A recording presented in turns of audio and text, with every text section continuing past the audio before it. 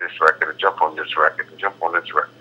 The whole album was actually completed in like 9 days or something like that. We like went away, locked in somewhere, went somewhere where we had like, we went to GLORIA ESTEFAN'S studios in Miami.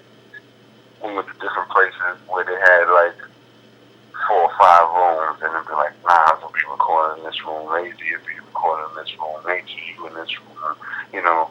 And as soon as you write your verse and lay your verse, you get out that room and run in this room, and that person that was in that room runs in the room. Just doing that all day, like just creating mad records like that. Like, oh, you finished? All right, let me run in here. And so I was the one that kind of like filled the void when it came down to that. If you look at it, I think I might appear like 7, 8 times on that album. Right. Not knowing nothing about publishing, not knowing nothing about nothing, just trying to be the dopest that I could be. Not trying to be a carbon copy of these polished MCs that were, you know, glorified and, you know, the pretty boy guys with the waves and all that. You know, I'm the bald-headed guy. I'm the, you know, they the guys that was with the jewelry. I'm the guy that, you know, no jewelry. I was just sitting there smoking cigarettes and just talking about street stuff, you know what I'm saying? Right. So it was just like, just trying to just learn. It was like learning hands-on on the job. Like, oh shit, you guys, damn, how you count the balls? I don't even know how to count the balls. I know I can write some shit though. How do you help me do it? You know what I'm saying? That's how it was. Bro. Is that how it was early on for you, bro? Yeah, that's how I mean that when it came down to actually making records. Yeah. And knowing that, yo, it's a time thing. Like, yo, a verse should be this long, or a song should be this long, or before we realize that, hey, it doesn't have to be your traditional verse, hook, you know, do all kind of stuff. But me coming in the game, I didn't know. Right. I didn't know. You know what I'm saying? I didn't even know how it was actually supposed to sound. I didn't think that I didn't, at that time, I was struggling to just be comfortable. You know what I'm saying? To come across comfortable. Tell me about that 5 minutes of flush. 5 minutes to flush. Is that an autobiographical situation, man? Like you? Nah, that wasn't it. But for me, early on when I first started rapping, everything was how to be visual. Like my thing was storytelling. That's why when, you know, back in the days, I loved the Slick Ricks, and I loved the guys that could actually write the rhymes and make you see it, where it didn't just sound like a bunch of words, where you see it, even if it's for a brief second. I saw it, you know. You know what I mean? And so I always did stuff like that. So when it was the opportunity to do 5 minutes of flush, it was like, hey, this is a classic beat right here, but let me. The police had to come and visit, you know, we'll leave it like that. And I just put myself in that story, and I just said, you know what? How could you, you know, how could you break it down in 5 minutes? Like, how could you get rid of the stuff, or what was going on? Like, what kind of picture could you paint in 5 minutes? And that was what I came up with. You know what I'm saying? What? Hey, man. It. So, yeah, one thing I wanted to ask you about, do you, in retrospect, because, you know, a lot of people not here anymore, do you, no, you was a lot younger back then, do you miss the brotherhood or the fraternity situation as far as doing the Queensbridge Finest project, like being around each other and shit like that? The Queensbridge, I'm not going to really speak on that one too much. Uh-oh, I found it. I mean, as far as my contribution to that album was more so of not something that I did specifically for that album. It was more like, hey, I had a bunch of stuff that was sitting around already, because, you know, after a certain point, certain relationships start getting sour. Right? Certain things started getting sour, you know, because I was once one of those guys that didn't know nothing about anything, but just wanted to be on these these records, I started understanding publishing. I started understanding how certain things were, you know, were happening. Like, yo, you know, their budgets being, budgets for these records and these checks being cut, certain things that were happening that I just didn't feel that I was fully compensated for. I just feel like, you know, I was treated fairly when it came down to that. But yet, it's QB finance. I'm from QB, so I have to stand next to it some kind of way. You know, I can't disassociate myself from it because that would raise all kind of flags everywhere. Like, why wouldn't this guy want to, you know what I mean, be a part of something like that? So, yeah, it was just at a weird space when it came down to that. You know what I mean? I didn't really want to dampen anybody's shit. You know, I wanted the young guys to shine. Whoever was contributing to the project, do what they did it well. But I didn't really have too much to say when it came down to that. Right. If you understand what I'm saying? Right. All right. You and Yeah, so I'll leave it like that. That's why I'm like, nah, things were just a little bit different you by that time. You and Esco cool? Now or Yeah. then? Now. Truth I haven't really seen it.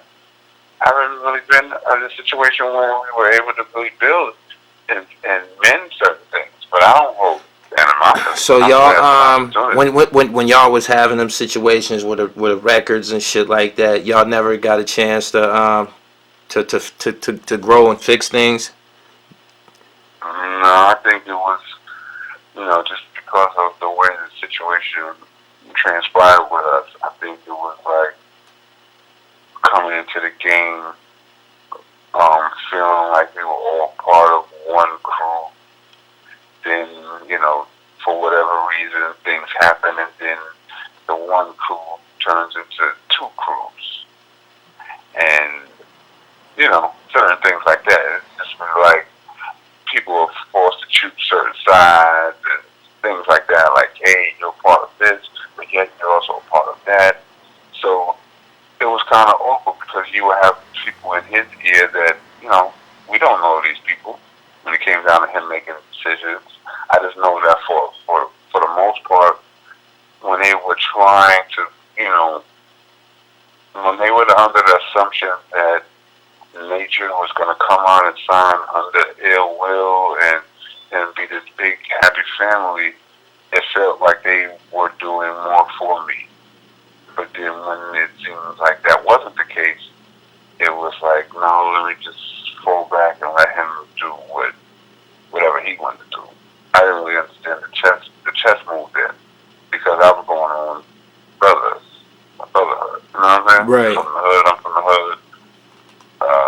Before any checks or any real money was ever made, we robbed and we were cool. So I was still on that note. Meanwhile, there's a big business going, and big checks and big letters going. I don't know. They were kind of promoting us at the same time. If you were around back then, you would know that they had tape era. They had where half of the tape would be nature, the other half would be Nas. You know, they were promoting it everywhere. And at the same time, when DJ Clue was first making his rounds in the street, we were kind of like, DJ Clue was like our personal DJ. So for a while, you got to hear nature first on the DJ Clue tape, you know, usually rapping with Nas. You know what I mean? Way before any videos and people actually knew what I looked like, they knew what I sounded like. Mm-hmm. So, you know, it was cool. You know what I mean? It was cool. So I didn't really, you know, I ain't tripped because now I got this new wave of fame that, you know, people are pressing me. They want to hear more from me. They want to hear, you know, so as DJ Cool Tapes was blowing up, we were using that as our platform. That was my demo. Like, hey, you know, for a while I'm like the hottest. I gotta go in front. I gotta be, if it's not the locks, it's nature. You know what I mean? And so for a while we did a whole bunch of tapes like that. You know what I mean? So for those that don't know, that's how we was rocking.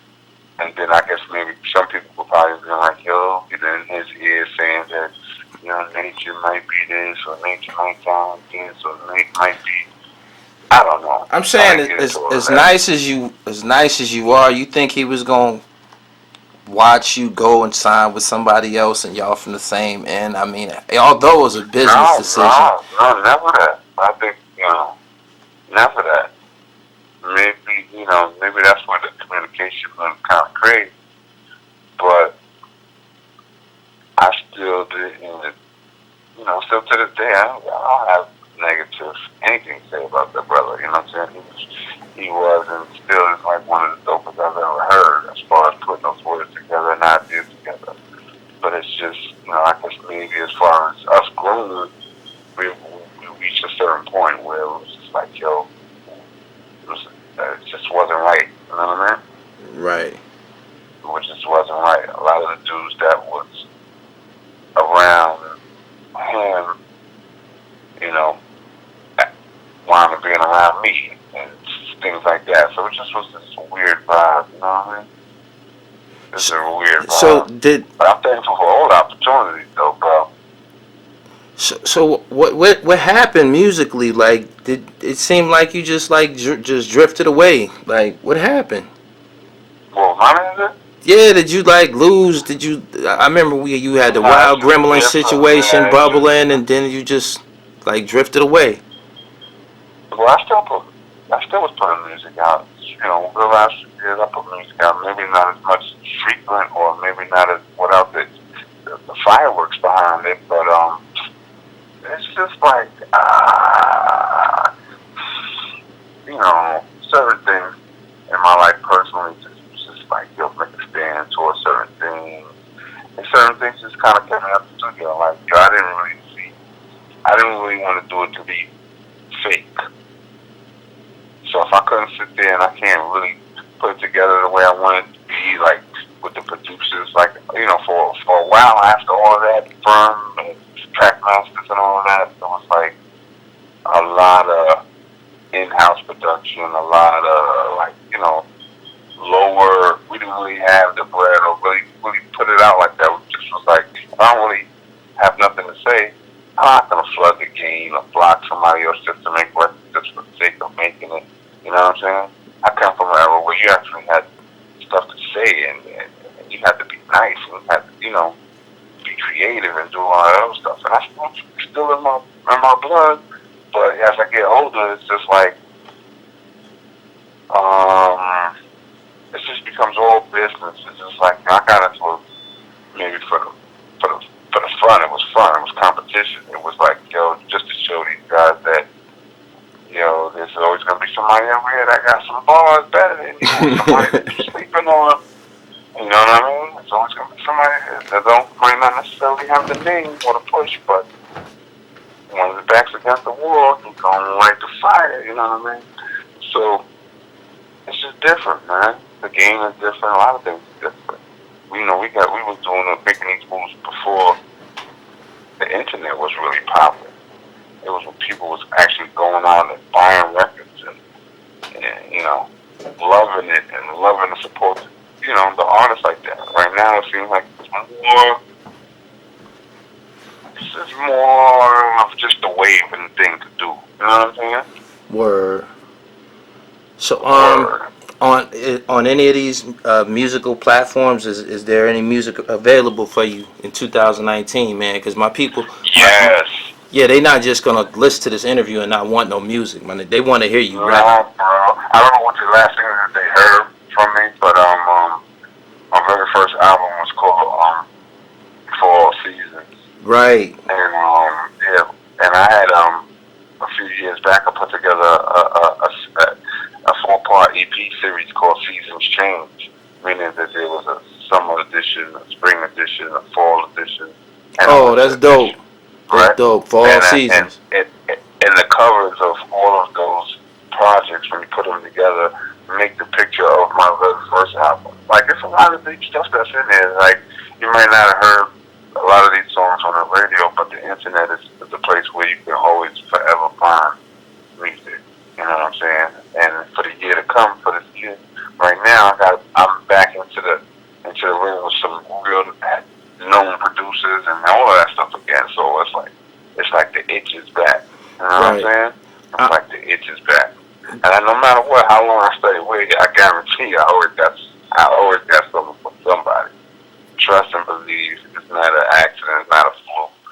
But it was just like, I'm not gonna just be I'm just a different kind of dude. I'm just, I love it. I love women and I hate it. I just don't like the fakeness of it. You know what I mean? I like the dopeness of it. I like when dudes are becoming creative and dudes got stuff to say. I'm not the dude that's just gonna just be rapping about a whole bunch of stuff that's not my truth. Know You know what's what my I'm saying? jam? Because as I get older, I'm raising kids and raising a family, and I gotta be mindful. I'm trying to be mindful of the image and the pictures that I put in their head because you know like I said, the music and the internet, they won't let nothing die. So one day my daughters might get on the internet and hear, doggy style was my favorite position until I switched to dead shit. That can't still be the same years later, even though it might still be the same. It's like, but how can you evolve? You know what I mean? Yeah. So I'm all for these dudes trying to push the pen too, but still being dope. But I guarantee you, I got something for Hey everybody. Nate, man, we want to hear that. We want to hear that shit being performed live, man. Y'all got to get that shit together, man. Well, I'm on social media too, and I appreciate anybody that can tell a friend that we still here. You know what I mean? We can book shows. Yeah, man. Yeah, man. We want to hear them songs, man. We want to hear that. We want to hear Blood Money. We would love to hear Blood Money. A lot of people see that's what it is. A lot of these records that people grew up on and love, they never got a chance to absorb it more than it just being on a mixtape. They didn't get a chance to see the video. It was before social media and everything, and be like, yo, did you see how Nate flipped the stage? Did you see what he had on? Oh my God, they didn't get it. Yeah, so it was always like one piece of the puzzle missing. So you couldn't really appreciate the picture. Right. You understand what I'm saying? It's like a puzzle. You always get a puzzle, but something's missing. You can tell it's a dope ass picture, but for some reason it didn't connect all the way because something's missing. You know what I'm saying? Tell me how many. So this year right here, I'm more vocal. I'm more open to hearing from my fans or some of the people that took suggestions on some of the things that they might want to see me do, or certain artists that you might not necessarily. It's not your common. You turn the radio on and you're gonna hear you're gonna hear certain artists every hour, no matter what. But then there's those artists that don't make as many records, but it's still as dope. I'm all for the plug. You know what I mean? Right. People here like, yo, you know what? I want to hear Nate.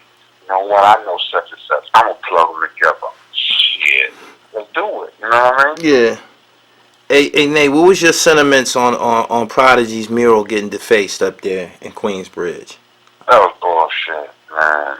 That was a lot of this, man. I'm not gonna speak on it because I know y'all did it already, but it has a lot of people, man. A lot of people was confused by the whole shit. A lot of people didn't understand, or don't understand, hood shit. I just leave it at that. You know what I'm saying? Yeah. I'll leave it at that. Like, probably did a lot for the hood, but then there's gonna be people that feel like, he didn't do as much as he could, or he didn't do things for me, or whatever. Thank goodness for the impact that he had on a musical level, because shit, man, that guy was like ahead of his time when it came down a lot of that shit. And it's just sad that in our own backyard that something like that had to happen, but whatever. Word. Yeah. It doesn't take away from what he gave us. Real talk. Real talk. You know what I'm saying? It don't take away from what he gave us. So, hey, some people in your day and shit, you used to make a lot of references to basketball players. Can you hoop? Do you got a basketball background, my nigga? I mean, school, the hood, in the hood, we used to play basketball every day, right? And on my block in the hood, the same block as Ron Artest, right? Right. So, but before Ron Artest, '87, Ron Artest was little Ron from the block, right? Right. And so we used to run fulls, and what we did was we lowered the rim. So we had a full court that was 8 feet, 7 feet, Oh, both so sides y'all of the punching court, and shit. right? Yeah. And so we used to play and all day and just dunk on each other and compete and love ball and freaking, you know what I'm saying? Any chance we get, we would just out watch ball and play ball. You know what I mean? Even if it was some video games when they first started playing, you know, the NBA 2K. That's where you get all those references from because we just love basketball. You know what I'm saying? Word. Same way these dudes love it now, but we loved it, and I said, you know what? Let me put this in my music because that's who I am. You know what I'm saying? That's who I am. Word. So like, then my dude made it to the league, and I was like, yo, I used to go to Chicago when he first came to Chicago, and all these different places, and I started meeting other NBA players. I got to meet and hang out with dudes like Allen Iverson, these guys, and I seen how parallel their lives were like ours. Although they got paid a lot more, Right. but once you took them off the court, they hung out and talked and dressed and did the Same shit. So I realized that, yo, this is who I need to reach. This is who I need to speak to. You know what I'm saying? No doubt. Word. And That was how that go. at your max, how many Avarex leathers deep was you, my nigga? At what? And in your prime, in your day, in the '90s, how many Avarexes did you have? Ooh, I don't know. We had Averex. We had an Averex store that was not too far from Queensbridge. And some dudes would get it from there, some dudes would get it from different places. But when we did the Averex, when we were doing the firm, that was the first time we had the customized Avarexes with our names on them and shit like that. Burn, World Tour in the back and all that shit. I was the dude that would get locked up with it and be in pens with it and shit like that. Like, yo. But the Avarex was like a stamp on the game. And, you know, if you know about Avarexes back then, for every XL was another $100. And we was buying our jackets oversized, 5 huge, yeah. Like that, yeah. Is that how that shit go, man? If you want to go up another size, it was another 100? Hell yeah. Hell yeah. 1X, 2X is $100 difference. Or even though, you know what I'm saying, Oz was doing it, Zeus was doing it, man, we was just like, we didn't realize how many people we were affecting. Word. You know what I'm saying? We was crazy. I didn't know because I spent most of my time in the hood while these guys were polished, going on tour and going different places. So Harlem, man. Harlem. I be in Harlem, man. The only thing moving, man. Keeping the game up. 40th. Harlem.